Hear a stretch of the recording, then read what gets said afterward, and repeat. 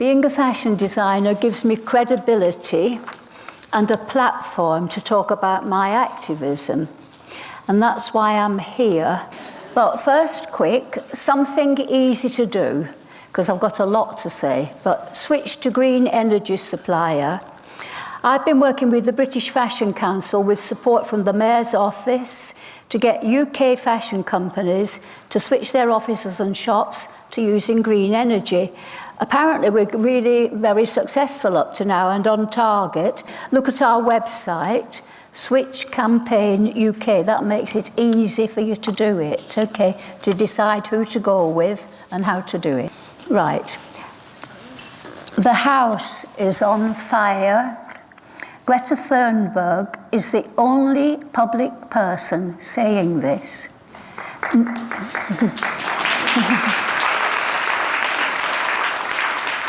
She's saying nobody is doing anything. I want you to panic.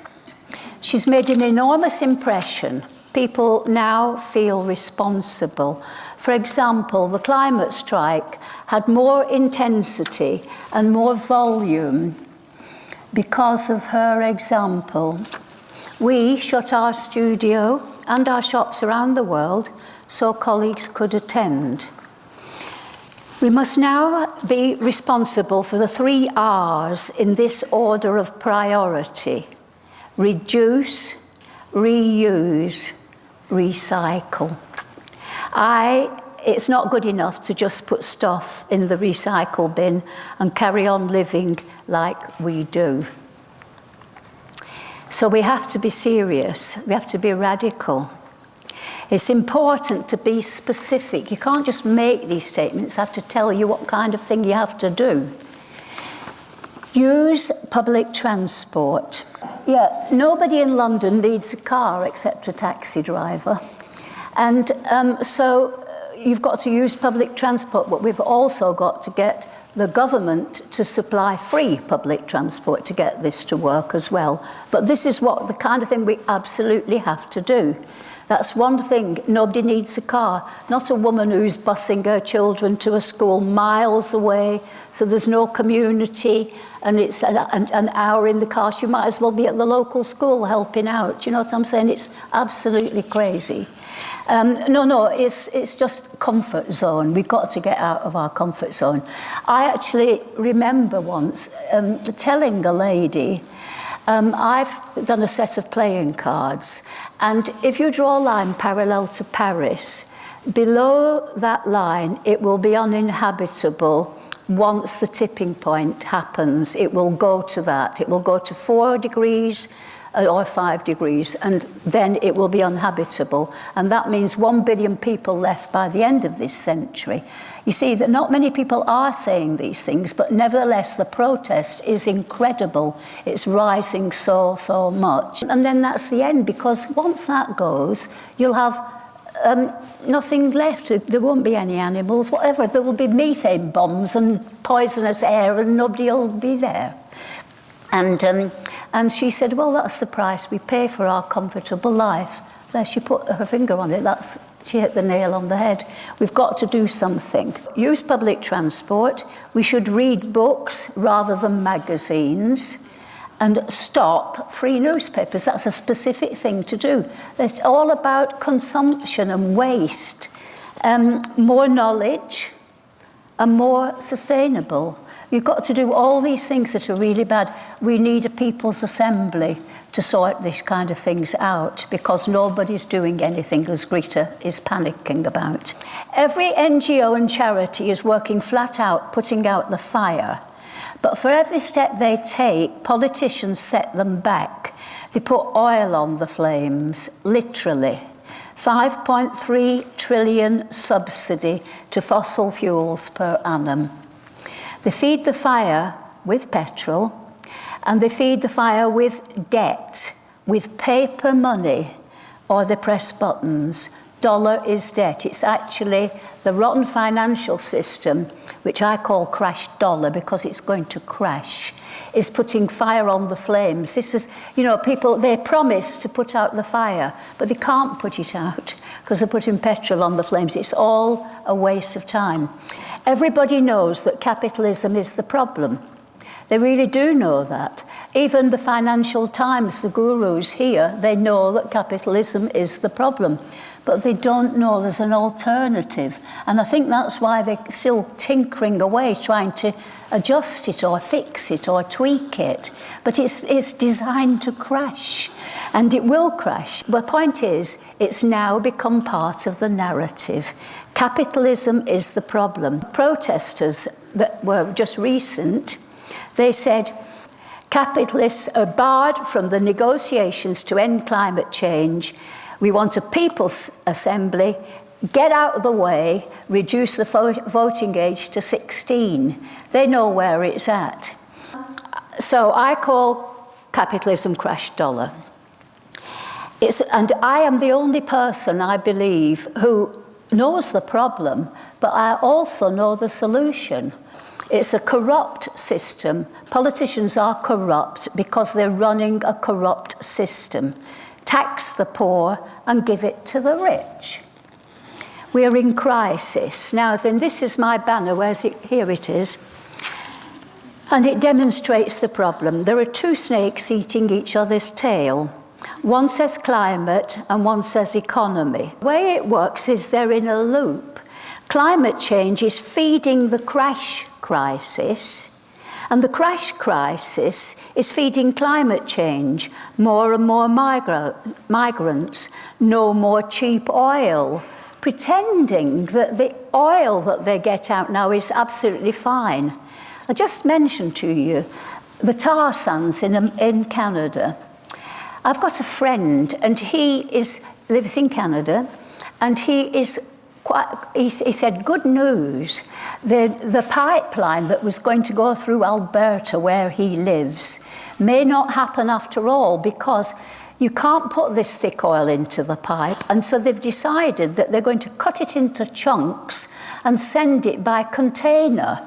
And so that's apparently good news. Now then, those tar sands are sold at 2% of the cost of getting them out of the ground. It's all a game for investors. It's all worthless, the stuff they're investing in. It's just passing the parcel. It's all waste. When the music stops, it crashes. The world is bankrupt. It's been bankrupt since the 30s. What we've been doing since the 30s is just spending our way out of debt. The best way they spent themselves out of debt was to cause the Second World War. The First World War had already gone, but they caused another war, which is the Second World War. This is how they spend themselves out of debt. But of course you get massive inflation, you get everything starting to crash, and you get constant boom and bust. What people are doing at the moment is trying to fiddle with the tax system to mess it about and spend more for the infrastructure. Now then, New Green Deal. That is a wonderful idea, that you want to give jobs for green things. No more jobs for arms, let's hope. Let's have jobs for Green Deal. This is very good. But you're going to still have boom and bust because the system, the economic system, runs on that basis. So the solution is change the economy to one world rent. And that is a rent on land, not a tax, a rent. You'll understand. This is the solution. I always write land. When I talk about land, I always put an asterisk, because land is what nature gives us free. And so this asterisk includes air and the electromagnetic sphere. Let's start taxing them in the form of rent into the public purse. We have to start to do this. Massive wealth is not being collected. And it's the only true wealth. It's not paper money. That's not the true wealth. It includes air and electromagnetic spectrum, ocean, from which we get half of our breath. We get a quarter from the rainforest, the treasure underneath the ground, and the biosphere. And the biosphere includes humans, us, and their cleverness. Real wealth is land and human cleverness. Those two things, that's it. What we do on the land. Now then, for example, the Duke of Westminster owns half London. Maybe not half, but let's say half. Very, very rich. He owns the land, asterisk. Whatever is built on it or whatever happens on it adds value to that land. Westminster Abbey, tourists, business. The land is worth a fortune depending on what is on it as well. So this is the source of wealth, and he gets that land free. You know, so he gets the human cleverness free as well while he's at it. So this value is what we mean by human cleverness. Nobody can own land. That is nature's law. She lets us have the use of it free. Nobody can own land. Now then, land can't be owned by everybody. That's communism. That doesn't work, and the wrong people got in power anyway. Land belongs to no one. That's what's radical about what I'm trying to say. Nobody can own it. Nobody can own the true wealth. It has to be rented. And we have to rent it under conditions that make sure that it's good for the planet. And this is how we will have sustainability. And this is the new economy that I propose. And this economy has been forgotten because for centuries it's been sabotaged, the whole idea of it, by who? By the people in power. They're the ones who owned the land, and they still do. And so there's a very simple answer, but it's one thing to say it and it's one thing to do it. It has to be worked out properly. For example, the whole government bureaucracy would be employed, you know, the civil servants, everybody, would be employed in getting it to work out, costing it. How much is it, this piece of land worth that you want to rent? You know, oh, well, we'll let you rent it for so much, this much. And for example, they might decide that land for farmers is, you don't need to pay a rent. So long as you're looking after it and you've got farms, not factories, we will let you keep the land that you have actually think you own and you bought. It won't make any difference to you. It's all got to be worked out, but it's much better than all this tweaking and all these surreptitious taxes that are one tax on top of another, and all the banking thing that goes on where people have got no idea what happens to their paper money at all.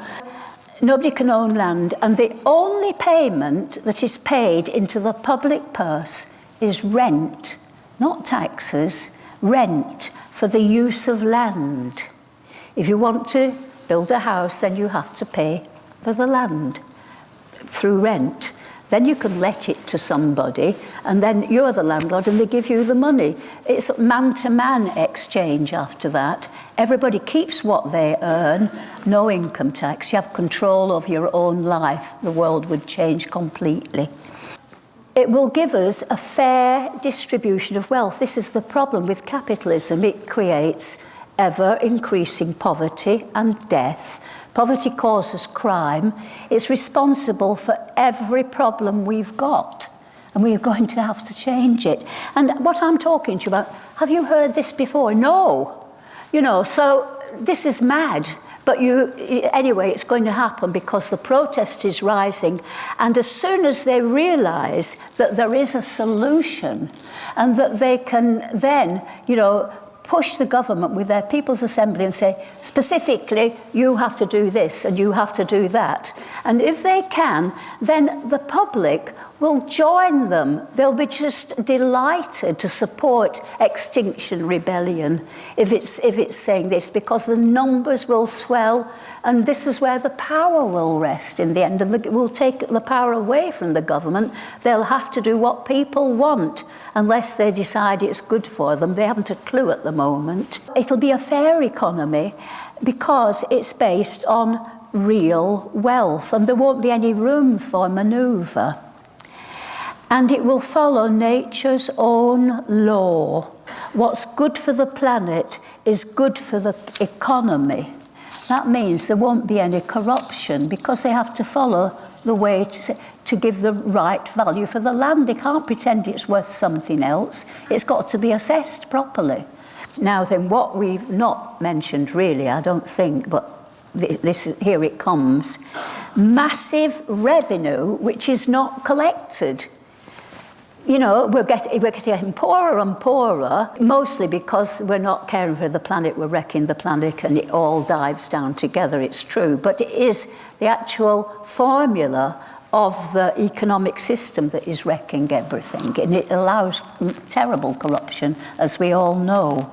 I've just written a pamphlet about this simple process and also made a bit of a film.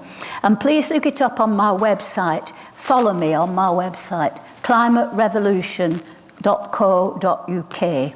This is my plan. NGOs, I've done a lot of work with NGOs, and particularly I've worked a lot with Greenpeace. So NGOs and charities, Médecins Sans Frontières, all the people that are already working with nature worldwide, dealing with victims of war and climate change, already working flat out, doing their best to save lives. They need to join the People's Assembly, it's going to be organised by Extinction Rebellion, for maximum impact on specific demands. They're going to say exactly what the government will do, not we want you to reach your target. Thank you very much. They can't reach their target. We've got to say you've got to do this, you've got to do that, and it will happen. That's why we need the People's Assembly. And I want the NGOs to be part of it. And I want to explain what I mean. As I said, I'm a friend of John Sovan of Greenpeace.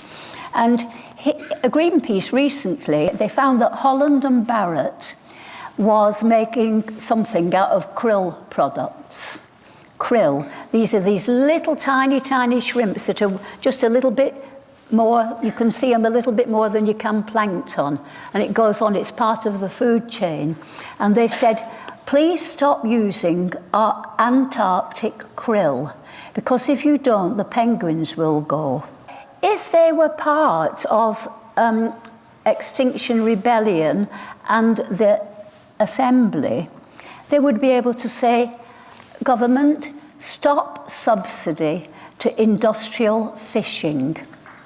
If you stop the subsidy to industrial fishing, you would get the fish back and the oxygen that I said, half of our stuff comes from there. It'd be okay. It would regenerate the ocean if you put the fish back, and you could get them back within 20 to 30 years. If you don't, there'll be no fish in the sea in 20 to 30 years. In fact, the industrial fishing ships with their great big hoovers and everything, they're just living off the subsidy. They're not living off the fish. The fish is, you know, I mean, they could just stay at home and get the subsidy. They don't need to sell the fish. And I am now looking forward to this People's Assembly, because public support for one world rent. Have I missed anything out? I don't know if I have, but anyway, follow my website. It will be massive once people realise this is a solution. Thank you. I've got to tell you something else. This is really important. This thing here, these snakes. I was away from home a couple of weeks ago. I woke up in the middle of the night and I thought, oh gosh, I forgot to tell somebody to go into the house and water the plants. And at the same time, I thought, I know that it's going to crash in 10 years, but that means no food. You know, we don't have to wait for climate change. That's happening anyway. But when there's no food, that's it. It's global. Nobody will be able to help anybody else. So this is what I mean by these two snakes. They are killing us. They're feeding off each other and killing us. So when the financial crash happens, all you people can say goodbye to the future. You really can. Okay, thank you. You started your career as an advocate for change and an anti-establishment position. You kind of founded the punk movement. You were always a spokesperson, a voice beyond and out with what you were doing necessarily with fashion. Do you feel as though you're still speaking with the same voice, or do you think you had an epiphany about what you feel now, or do you feel as though you've always been in a position where you've had a duty to speak out as a woman at the top? I haven't changed. I want to say one thing which is really important, which is I'm just saying I'm the only person putting these two ends together, you know. You've got to, one world rent, but also stop the subsidies and stop capitalism. And it's really important. We need you to help us.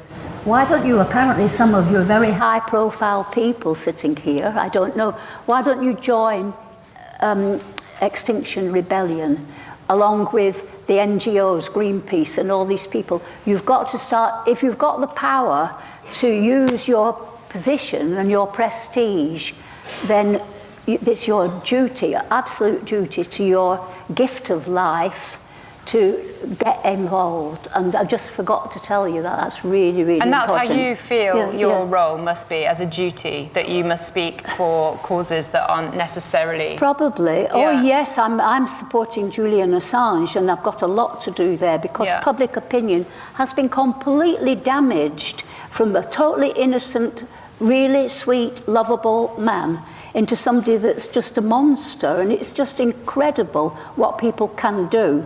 They didn't do that to Che Guevara. I don't know whether he was great or not, but look at the image of him, and look what they did do to Julian Assange. They just make him look shit whenever they can. You know, when they pulled him out of that embassy and he was saying this is illegal because it was against all international law that he had asylum, and they pulled him out. And the papers talk about the strong arm of the law got him out. It's not the strong arm of the law, it's the absolute misrule of law and corruption went in and got him out. So the strong arm of the law and dragged him out of the embassy, ranting and raving. He was not, he was protesting, this is illegal. He's a freedom fighter, and he's a danger to the establishment, and that's what happened. And so that's very, very important for us to get public support for him, because otherwise, do you know what he's charged with? He's charged with, you are a publisher. You have committed a crime by publishing American war crimes. If that isn't misrule of law, a misstatement of anything that's supposed to be called judgment, then what do you think the court is going to? They'll have it, oh yes, you are guilty. You did publish American war crimes. Sorry, do you know what the sentence is? 174 years in concrete. He's stuck in solitary confinement, a totally innocent man at the moment. And I have to finish about that now, but that's so important. It's important that you speak for causes that you find important, but similarly, I suppose, we know, as I am a fashion critic, you are a fashion designer, we also represent an industry that's doing terrible environmental damage. How far do you feel responsible to kind of be accountable for that, and what can you do to galvanise people within that industry? Yeah, I will answer that, and I want to just answer your first question about when I was a punk and everything, because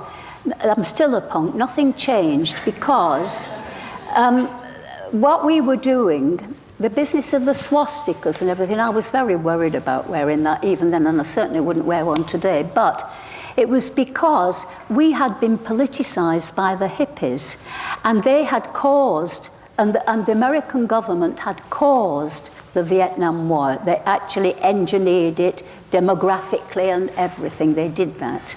And the same people were still in power. And that's the same now. The same people who wreck the world, the same corrupt politicians who work only for their self-interest are still in power. And so I'm still fighting that.